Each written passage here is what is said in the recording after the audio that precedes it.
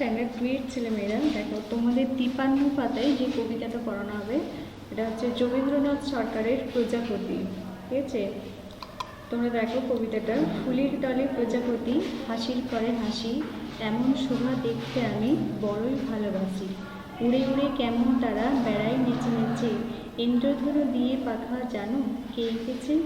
যার দয়াতে গোলাপ ফোটে লোহিত বরণ মাখা, যার দয়াতে হাসির ছটায় শিশুর আনন্দ ঢাকা।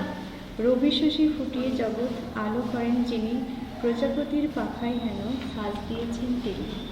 কবিতাটা দেখো, কবি ফুলের উপর প্রজাপতি দেখতে ভালোবাসেন আর ফুলে ফুলে এরা নেচে বেড়ায়, এদের সুন্দর পাখায় যেন মনে হচ্ছে কে ইন্দ্রধনু এঁকে দিয়েছে।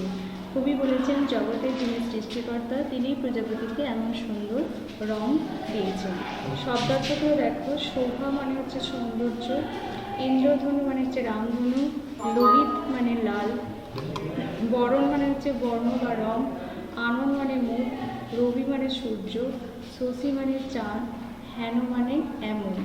তোমাদের অনুশীলনীগুলো পরে করানো হবে, পরে পড়াটাই চলে যাচ্ছে। ঠিক আছে, দেখো একটা গল্প আছে টিয়া পাখির দুধ, লেখক হচ্ছেন সুকুমার রায়। এখানে দুটো প্রাণীর কথা বলা যাচ্ছে, একটা হচ্ছে কুকুর আর একটা হচ্ছে টিয়া পাখি। ঠিক আছে, এক ফরাসি ভদ্রলোকের একটা কুকুর আর একটা টিয়া পাখি ছিল।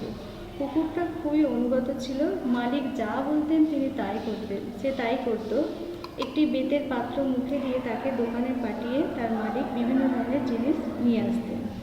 আর টিয়া পাখি কী করতো, মালিকের হুকুমটাকে দেখে দেখে নকল করে কুকুরটাকেও সেই মতো হুকুম করে দোকানে পাঠাতো।